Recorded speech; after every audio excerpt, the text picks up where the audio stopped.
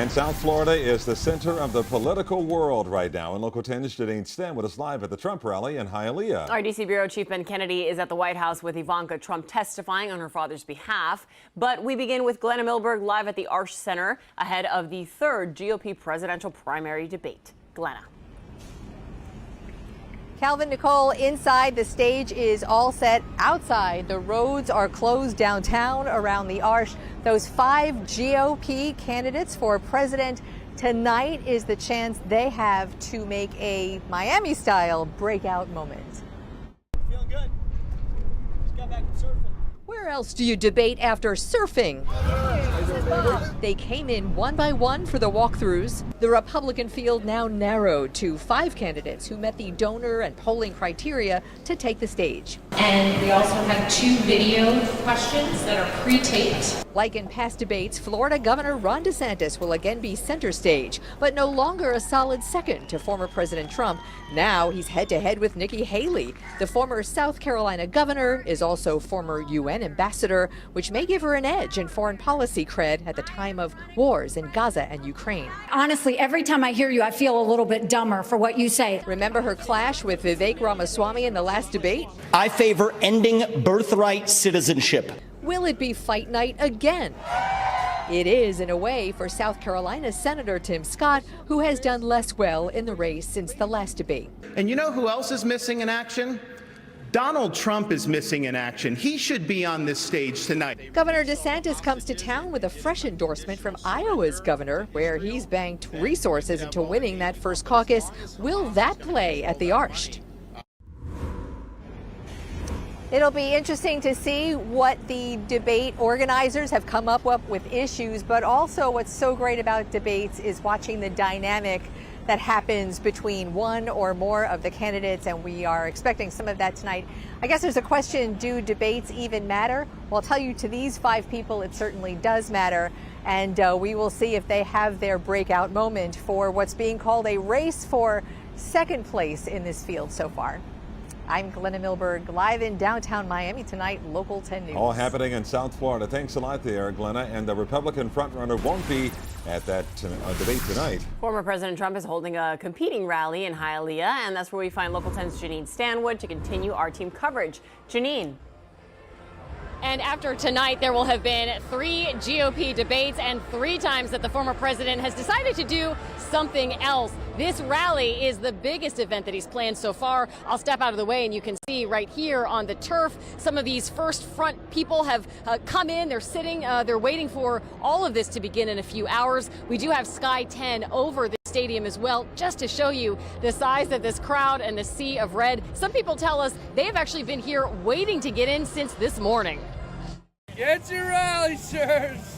It's the counter rally to tonight's big GOP debate just miles away, but Hialeah feels like the main event, at least to the Trump supporters here to see him in person. I like him all the way. He's been encouraging a lot of Latinos and, helping the minorities, get into their, capitalism. That's what we're all about. Trump is the only one, as far as we're concerned, that's going to stand up to all the nonsense. Better than anybody else. DeSantis is great, love him to death, but maybe another time. Tonight's event comes as Trump's daughter Ivanka takes the witness stand in the New York civil trial, accusing Trump of inflating assets. Still, the former president is leading in Republican polls, reason his supporters say there's little benefit for him to spar with other hopefuls. He doesn't need to. He's on top of the world. I really don't care. I think that what he stands for, none of them are going to be able to dispute it. I've been here since 8 o'clock. Although the former president isn't set to speak until 7 p.m., lines formed in the morning. And like the debate venue he decided to skip, Ted Hendricks Stadium will have a makeshift spin room for later, but outside and on AstroTurf. And once again, looking live from Sky 10, you can see this crowd here inside this stadium. Yes, where there is AstroTurf and where it should be a rally and sort of a sports feeling tonight? Something very different from a debate. In fact, Trump is campaigning on this. He sent out an email to supporters just a short time ago saying that he plans to drown out that debate that's happening just a few miles away. Looking at live pictures from the ground, you can see all of these supporters are once again here. We do understand that all of this will begin officially at 6 o'clock. The former president is set to speak starting at 7 o'clock, and we'll be here. We're in Hialeah. I'm Janine Stanwood, Local 10 News. Anticipation is growing. Thanks a lot there, Janine. Stay with Local 10 for continuing coverage. Glenna will be at the debate tonight, and Janine covering the Trump rally.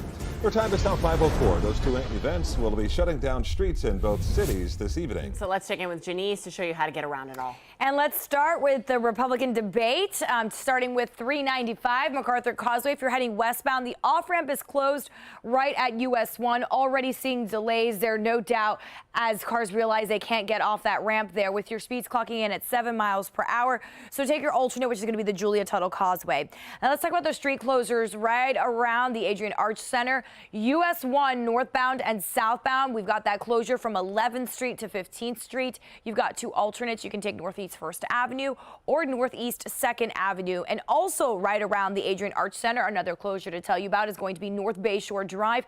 Right at Northeast 13th Street, that area is closed. Again, there are detours in the area there if you need to get around. We also, of course, want to show you a map right now of Hialeah, where the Trump rally is taking place. That's where we saw Janine Stanwood. Mylander Park is the area to watch. It's going to be closed from Palm Avenue to 49th Street to 45th Street. So be aware of those street closures there. Again, police on the scene there, plenty of detours. But if you don't have to be in either of these areas tonight, it is best you avoid. A busy afternoon. Janice, thank you. Former President Trump's eldest daughter testified today in her father's fraud trial in New York. And like her brothers, Ivanka Trump claimed to have little knowledge of the family business finances. Our D.C. Bureau Chief Ben Kennedy live now at the White House with this developing story. Ben? Nicole and Kyle and Ivanka was pressed about the deals at the heart of this lawsuit that does include the Doral Club in South Florida. Ivanka denies she did anything wrong and, as you were talking about, has limited knowledge about her family business finances.